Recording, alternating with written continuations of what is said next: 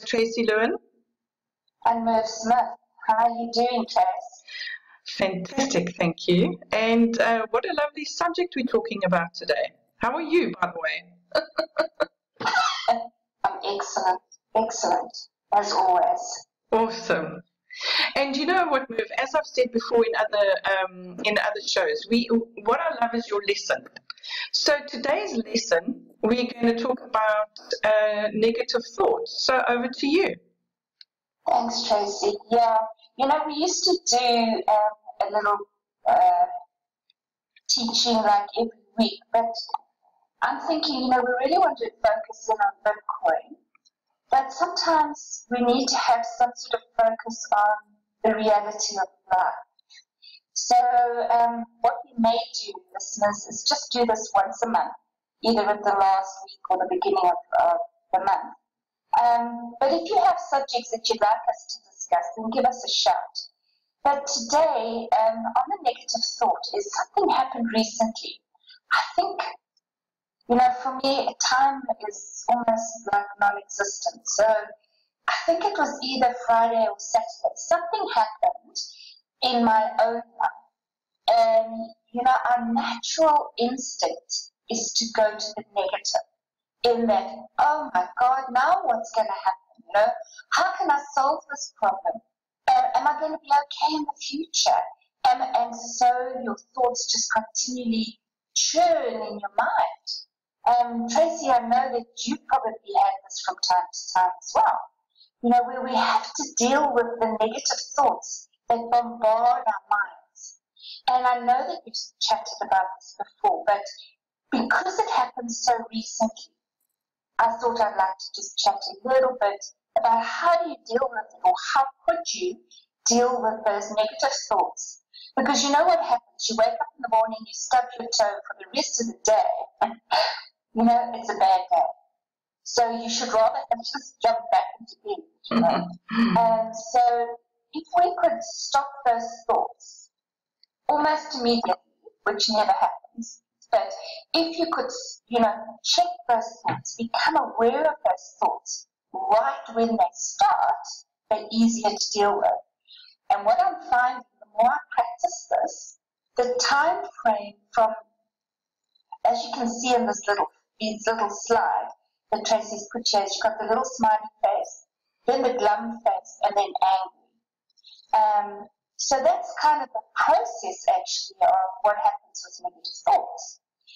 So if you can catch it when you're sort of going into the glum, what you're going to find is you can miss the anger and you can stay with the smile. So how did I do this? Well, I thought of things like, well, what could possibly be the end result? If my negative thought, let's pick a thought. Let's say you have a job and there are letters going out about retrenchment. So let's say you've got the letter to say that you could possibly be retrenched. What starts to happen is that your mind goes into a little spin and you think, oh my God, I can't afford to lose my job. What happens if I'm on that list and they really retrench me? What's going to happen? What you need to do, number one, is answer that question. Answer the question of what if? What if they do retrench me? Then take yourself to the end of that. So what could happen? It would mean that maybe your bills wouldn't be paid that month. What would the end results of you not paying your bills? It could be that you would have to phone your creditors, etc., that type of thing. What's another side of if I was retrenched? I would have to go and look for another job. What else could happen? You can start being creative. Well, maybe this is my opportunity to start something different. Do you see what I'm saying? So yes. You need to answer that what if. What if? And what happens is that we don't naturally answer the what if problem. So you'll end up spinning that same question over and over and over in your head. Fear will come in, anxiety will come in, your moods will change, and life will not be very pleasant. So answer the what ifs and then realize that in the past, you've always managed. Somehow or the other, you've always managed. Tracy, you and I have spoken about this time and time again, where you always manage to get through, especially financially. Somehow or the other, we always have food on the table. So that's one part of it. But one of the things that I find is when I'm lying in bed at night, when everything is quiet and the lights are off and your mind starts doing its PT and it starts jumping from here to there to wherever, how do you deal with that? You've answered all the questions, but your mind will not be still. So here is, I don't know if I can call it a bit of a trick, but it's sort of like a mind hack type thing where you can stop that thought in its track. And I learned this from somebody called Bruce Music. What you do is sit still, lie still, and try to feel something on your body. So just become physically aware of what is touching your body. It could be the bed sheets. It could be your partner breathing next to you. It could be, so stay in the present moment. And when you're so intently focusing on the present, that thought will ease. And you can focus on your breath. So that's what I do. I focus on my breath. I put my hands on top of the other. And I actually focus it to try and feel my heart beating from my finger into my hand on the other hand. That sounds a bit Irish, but do whatever you can to stay in the present moment. And you will find that you'll be able to deal with that negative thought in a positive way. You will get clarity of what to do. The next step, ask yourself more empowering questions. If this were to happen, what would be my best route? What would be my best next step, etc. So change your questions into a more positive, empowering way. Tracy, I know that you have some input on this. Well, that's excellent, because what I was going to say is that, at night, the problems always seem bigger. And then you wake up in the morning and it's actually not that big. The problem is not that big and you can manage it. Look, I'm always for positive thinking, and that's what I generally do all the time. But even though, I'm such a positive thinker, I do have negative thoughts that creep in. And I love the idea about getting yourself back into the present moment, because so many times we just run away with what could happen to us or what the issues are. But one of the tricks that I use, in fact, the first thing I want to say is Robert Kiyosaki always used to say, and this is about debt. If you get guys phoning you to pay your debt, just use them as inspiration and motivation so you can get ahead. But what I also do is I think to myself, when I'm about to worry about something, or I think I'm going to worry about something, I say, can it kill me? Will it kill me? And the answer is always no. Well, that's exactly right. So I think things to the very end. Yeah. Things are always bigger than we make out to be, and there's always a way. You may find yourself in a corner that you can't get out of, but there's always a way to get out of it. There's always someone there who can give you a helping hand. There's always someone, and there's also you, because you are the one that needs to make that change. You've got to deal with your own negativity. Yeah. If you think back in the past, so let's just say that you in this present dilemma, and you trying to deal with your thoughts. One of the best things also is to find in your past where you succeeded, because this would definitely not be the first and only time you've ever had some issue in your life. Look back to where you were so worried and concerned in the past, but you're here today, and whatever that was, like you say, it didn't kill you, and you had a lesson and you learned it. Of course. The same thing will happen here. We actually have a very powerful instrument in our mind, and if we could just use it a little bit more positively, and it's connected to our subconscious mind, which is connected to God or the universe, you have wisdom, and you can use it. John DeMartini says, I'm a genius and I apply my wisdom, you know, because we actually do have everything we need within us. So yeah, that's the lesson for today, Trace. That's awesome. Thank you so much, Merv. Wow, that was quite a long lesson. So let's get on to... No, don't be sorry. It was awesome. Okay, so what is a Ponzi scheme? And you know, the reason for this topic today is because, you know, we're seeing so many people still getting caught in these Ponzi schemes. And it's really time to just unpack what a Ponzi scheme is or a pyramid scheme. So firstly, the definition: a fraudulent investment operation where the operator, an individual or organization, pays returns to its investors from new capital paid to the operators by new investors, rather than from profit earned through legitimate sources. So basically, it's you give me money and I hold your money for a certain period. In the meantime, we're getting in new people and I start paying you back some of your money from that money as well. So the money just keeps on turning. It's not earning, it's just changing hands. And of course, the person at the top is the one who's collecting all the cash. Yeah. So let's talk about common features. Now, you know, these are the things that actually run in most of the Ponzi schemes that we see. Firstly, the story sounds very good, okay? There was one website that I went onto, and the first thing they did was saying how much money they've donated to charities, or it sounds like whether it's in fact you may have a what was the BTC Flex one, that story? Merv, can you remember? I can't. I mean, I know that quite a few of us lost some money there, but I can't remember the story. Yeah, but it was... Yeah, and then there's one about the UK electricity, and then there's, in fact, you know, and then there's a whole lot of different stories, and they all sound amazing. So we think, well, there you go, fantastic opportunity I'm getting in. And the next thing is this fancy website. But as we said earlier, this website looks very slick.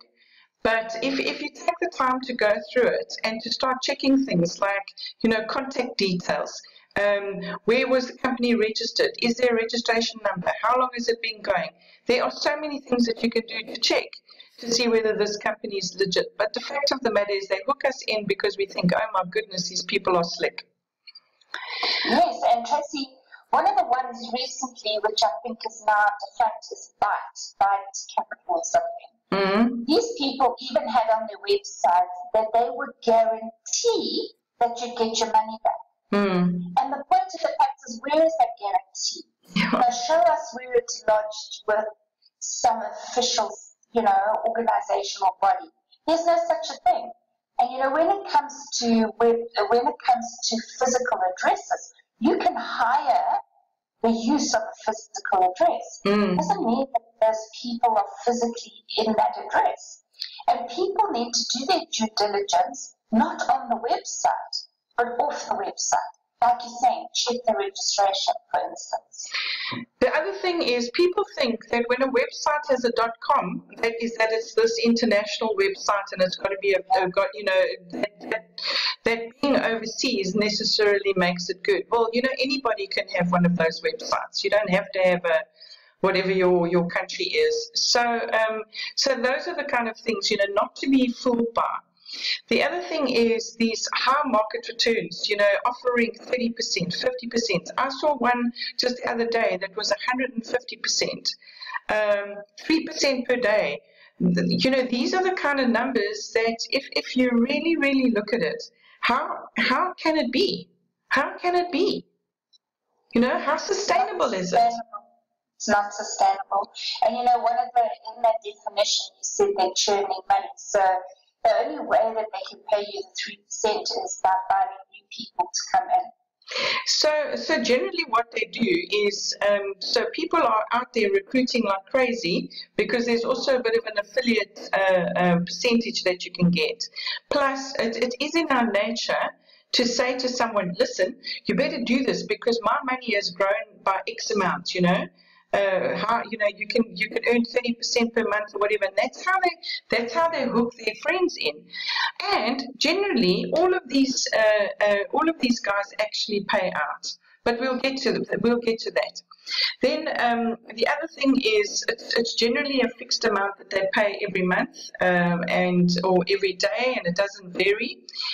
It also targets affinity interest groups. So, for instance, we're talking Bitcoin here. So we'll have many of these scams that are targeting, and Ponzi's that are targeting Bitcoin lovers, and people who want to get into the new digital economy.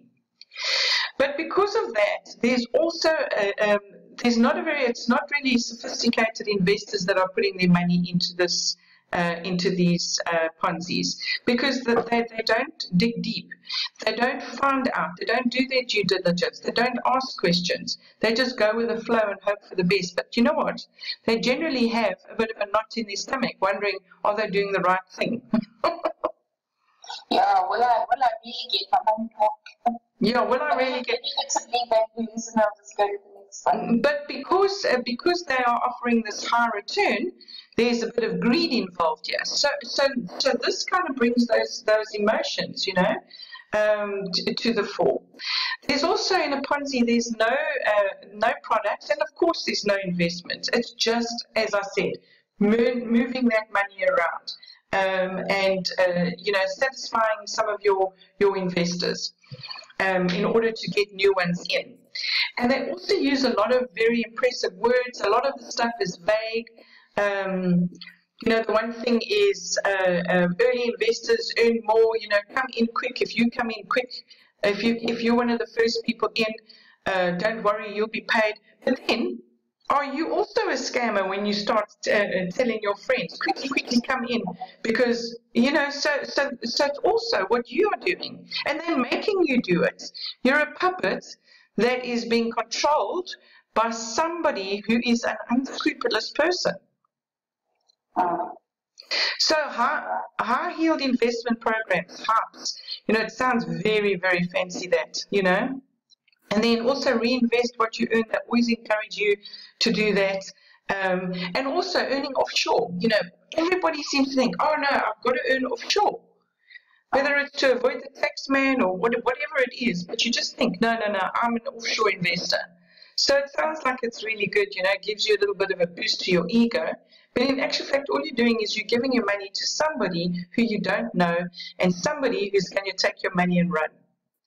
So a lot of these Ponzi's also kind of change the rules, and as you mentioned earlier, additional promotions to hook new people in, or get you actually putting more money in. Do you have an example of that? I do actually. In fact, I've already mentioned Fiat Capital. What they did is said, okay, they were offering 3% per day. And then they were clearly running out of money. So they said, listen, we've got a new promotion on now for, I don't know what period was that they were offering, or that they stated, we'll go up to 80% a day for this promotional period. Oh my goodness. Well, and you remember this sounds very similar to Backlash, I'm sure. So a lot of people were putting in a lot of money because they were going to now get 18% a day. And when you looked on the website or on your back office, you saw the interest piling up there or whatever return it was. But within a week, that whole site didn't come to an end. People were not being able to do any withdrawals. So as sooner there are changes, any type of change, whether it's a change in the rules, whether people are now being offered more to recruit more, whether there's especially if there's an increase in earnings that they're offering. These are huge, big bebop highlights that something is going to collapse within a week or two. Well, what they did is, with BitNarc, what they did is they reduced their GAsh cost, and they lured people in who were buying more mining power. It just went crazy. So you know what? They rely on our emotions. It's excitement. it's adrenaline, it's fear, it's greed. You know, it keeps us going. You know, and it's this whole roller coaster of emotions that you go through when you're involved in this. But let's talk about, you know, when does a Ponzi actually collapse? Number one, when the fraudster runs off with the loot, you know, they all of a sudden one day you wake up and oh my goodness, you can't get into your back office. When they run out of investors, because let me tell you, this kind of these kind of markets, and particularly let's talk about Bitcoin. We've got so many of these new schemes that are popping up that people are very fickle, so they jump from one to the other. Then payment slows, and then the investors get very, very impatient, and so they start to complain. And then, of course, the other reason a Ponzi does collapse is when the authorities actually investigate. So let's just have a look, and let's just talk about a couple of examples here. So firstly, Charles Ponzi in the 1920s. Can you believe it? This guy. Where the actual name comes from. Correct. Sort of highlights the future. Yeah, well, you know what he was obviously quite clever, because he found a loophole in this thing called RRCs, International Reply Coupons, and he was an Italian guy living in. He'd come across to the USA with a couple of dollars in his pocket, and so he was involved with this. He actually saw one of these coupons and didn't know what it was. Investigated, found a loophole. After the war, started buying them cheaper in Italy, and then exchanging them for US stamps of a higher value, and then sold them. And he was, of course, telling everybody, you know what, you can definitely make about 400% on your money. And the other thing is, what he did is he started probably the first group of almost affiliates. So he got agents, and he got these agents out there, and they were then promoting it, and that's how this thing grew. And you know, obviously, eventually he was found out, locked in jail, and penniless, absolutely penniless and destitute. So there you go. Certainly not. Even though he did actually state that you know, he did create quite an exciting time for the world. You know, this Ponzi scheme that he did. But another prominent one that's been pretty recent is Bernie Madoff. You know, obviously there are many of these Ponzi schemes out there, and one of them was Bernie Madoff, and he was actually found out towards the end of 2008. And in March 2009, he got 150 years of imprisonment, and he actually, what was $17.179 billion. I mean, this man was massive. He took money left, right, and center. The other thing is, he was a guy with credibility. You know, he donated massive amounts of money into political party, the Democrats, I think it was, and all sorts of other things. And he was really a prominent person. So what I want to say is, just because you go on TV or you get interviewed by some other journalist or you're a prominent person, it doesn't mean to say that you're not a scammer. So you know, just beware of these people. They're out there. They're out there to take your money. Absolutely right. Yeah, I mean, who thought? And I just want to tell you a bit of Bernie's story. Is that it's left him with terrible sadness in that his wife is still alive. He's sitting in jail. Obviously, they've lost absolutely everything, and his two sons are dead. The one committed suicide, and the other one died of cancer, and they were both in the early 40s. So, very, very sad state of affairs. So, it does end up in tears. And here's just a couple of examples that we've already spoken about. BitNock, I mean, how was that website? Even the guys there, you know, the Chinese guys giving their testimonials, you know, they are the directors and they all look very smart.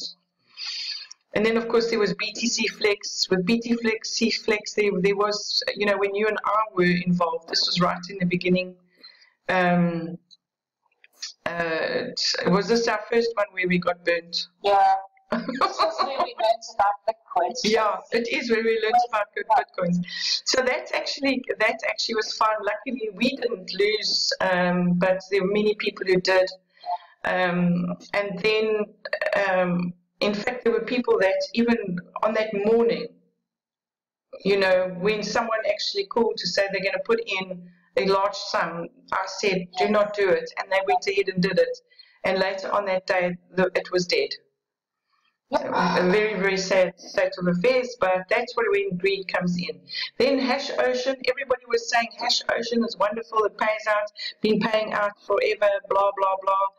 It ended, you know, they even put ads to make them more credible. There's ads on all these blogs, you know, all these Bitcoin blogs. And then Coins was one of the last ones that went down, and you recently as well. But we'll go on and on and on, but we can't, because the list goes on. And unfortunately, Tracy, these are hypes which were covered just now, but they are, you know, they're continual. It is just the nature of the beast, unfortunately. Yes. So it is something, and that's why I think this recording is so incredibly important, is that you need to understand the only thing that changes is the name, because they will continue forever. Because of people's natural greed. And in actual fact, taking advantage of the uninformed, people who don't know what's going on. So please, if anybody's out there wants to know more information, please get onto our Facebook page, Bit Media, go onto the YouTube channel. You can subscribe after this video, but be prepared, educate yourself. It is vital.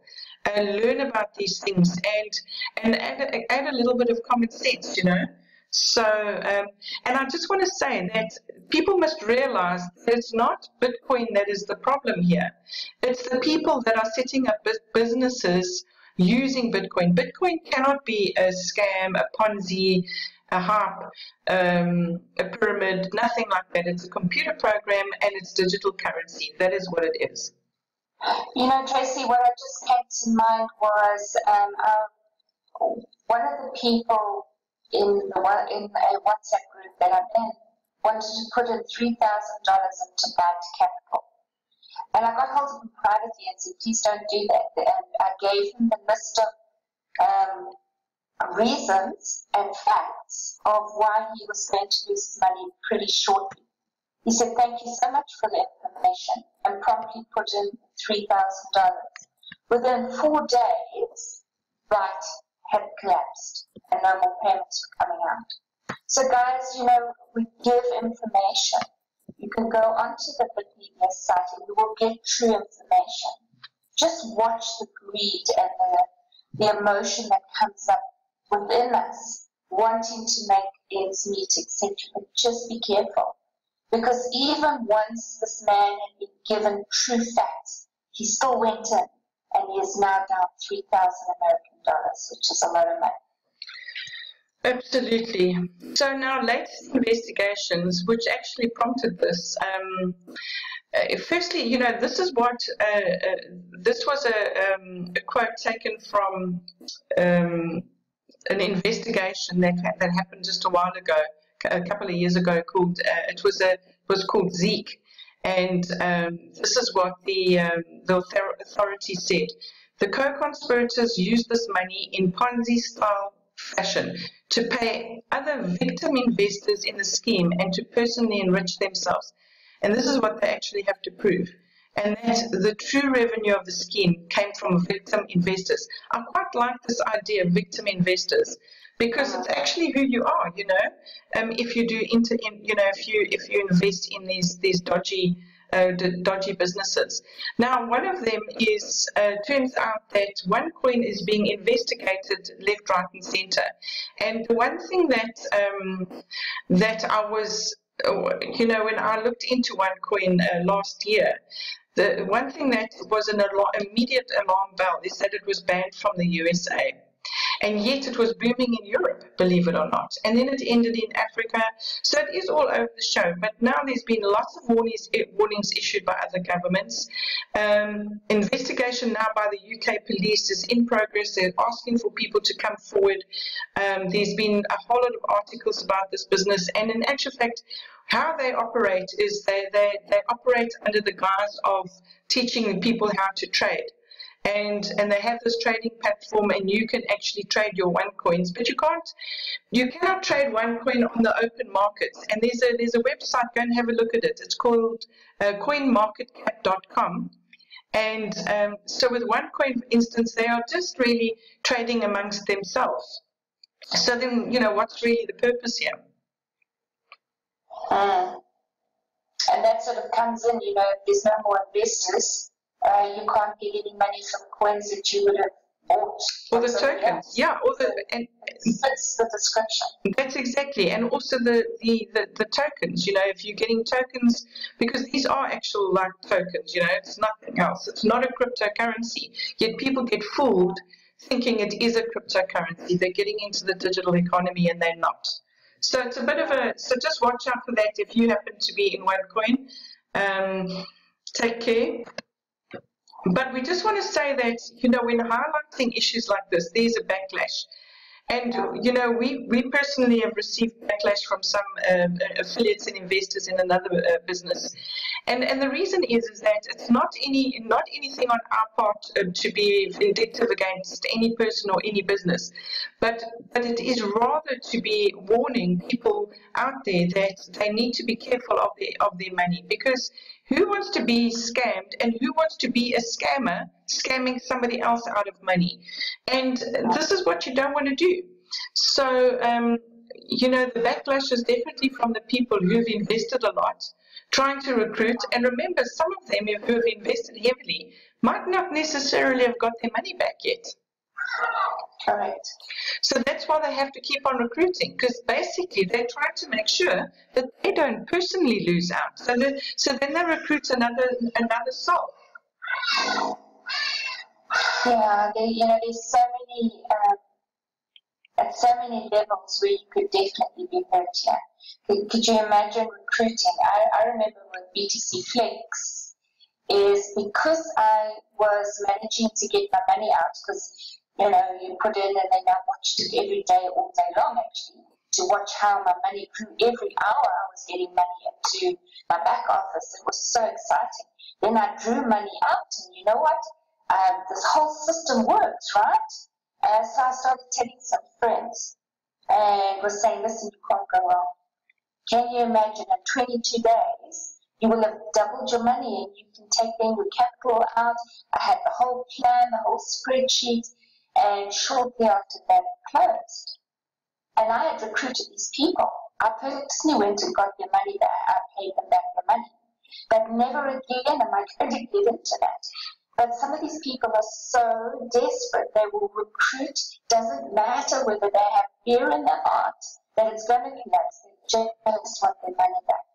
So especially if there's a hard sell, guys, just be careful. Okay, so one of the things that you need to remember is if it pays out, it doesn't mean to say it's legit. So all these people saying, oh yeah, it pays out, but very often it doesn't pay you out what you've already invested. So and if it does, it means that you're just one of the lucky ones who got away with it and then capitalized on other people's loss. So it doesn't mean to say that it's legit. Then the rise and the fall of a Ponzi is going to happen. It's just a matter of when it's going to happen. And that is true. You can warn people about it, but they think, oh no, I'm going to go because it keeps on paying. It's definitely going to work for me. And then all of a sudden, maybe it's not you, but maybe it's the person around the corner there who's desperate and really needs the money, or has even borrowed.